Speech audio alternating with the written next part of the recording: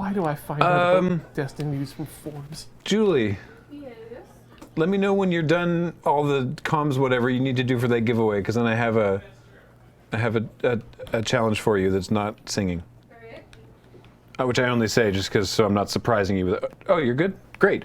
For Julie, I'm playing an OChem PhD candidate in a Hunter the Vigil campaign, and I've run out of humorous anecdotes for things happening to her when the party finds her at the lab. Ooh. I think you've done this challenge a billion times already, but maybe here's a new phrasing. What's the dumbest or silliest thing you remember ever seeing in a lab, biochem or otherwise?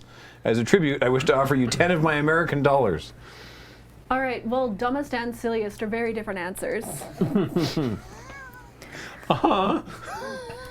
If you get 20, you get both answers. I mean, one of my favorite moments was so when I was doing a spot of undergrad research, during which time myself and a slightly feral biochem co-op student from UBC who had just turned, I don't know, he was like 19. He was a baby. I loved him. Ante was great. He's actually really good. He's good at what he does. But we were left like 99% unsupervised in a lab. And I would just come into the lab one afternoon to check my petri dishes, and he'd be like, hey, look at this, and spurts a spray gun of 99% ethanol through a lit Bunsen burner. Flamethrower! No! You gotta vortex your finger whenever you go by a vortexer. That's just good luck. Just like the weird everyday things that we take for granted as lab rats that other people are like, wait, what? How many people have been entering this giveaway with the username Urborg? There's coming in to perhaps find your character chanting / praying / conducting some form of arcane ritual over the lab equipment to make it work. Yeah. I think that sort of crosses several industries, I think. Yeah, like the centrifuge isn't happy unless it has its rubber ducky. Sometimes I do find myself asking Final Cut just what it wants. What do you want? What do you want to render this video? I have had similar conversations with the Xerox Docutech in the past. Yeah, no, me screaming at a plate full of electrified poisonous jello. Oh. Yeah, your job was better.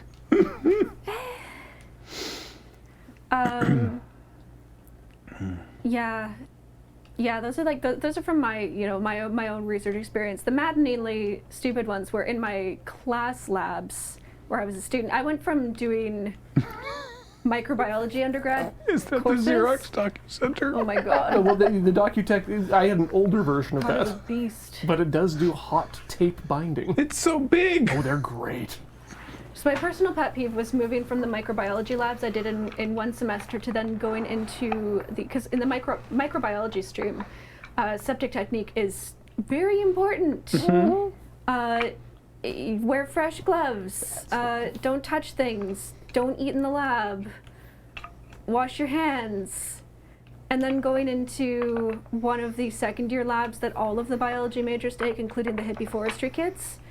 And they're like barefoot eating snacks in the DNA lab, reusing gloves because it feels bad to create so much waste. While we're working with DNases. The DNA labs are the places where you have things that can take apart your DNA. Uh-huh. Don't be that. Put the apple down, Serenity. While you're in with the land station, Matt. There's a challenge here to please rearrange the basic lands display by color hex value. So I don't know the color hex value, but I was arranging them in the weebified Urborg. It's Ulborg. Great. Are there any instances in your lab where you walked into the room, saw something, and immediately just turned and left due to safety or otherwise?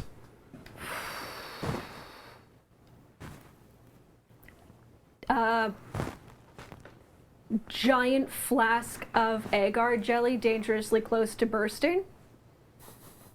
Yeah? I didn't know if agar could burst?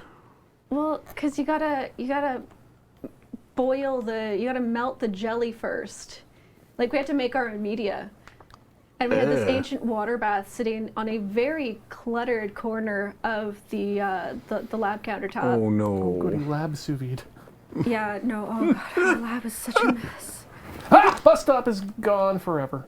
You could find anything in our lab complex. We apparently had a boat somewhere.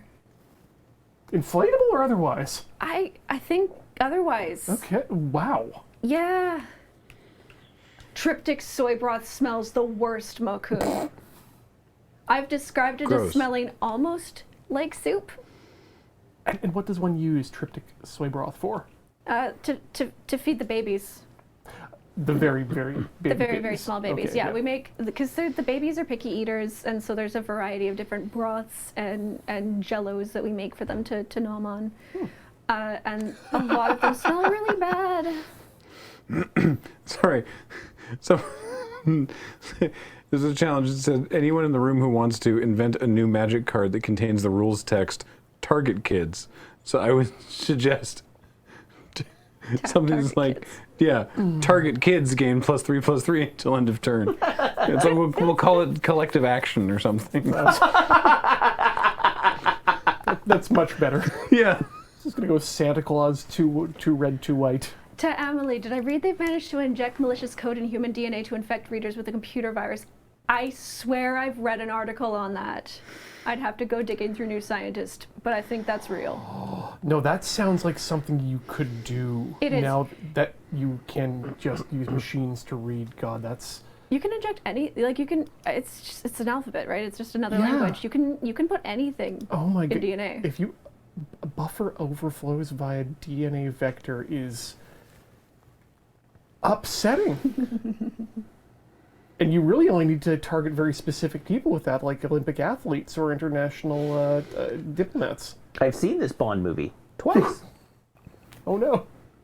Like I remember one of the early, God, my memory is shot on this. Like it was a cloning project maybe or something, like some sort of synthesis of something. But I remember what I remember about it is that the paper's authors all managed to encode their names into the DNA sequence.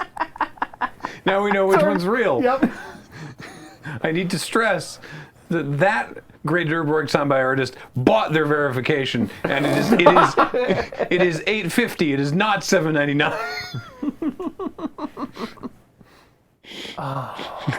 You can see which one's real and which one is fake.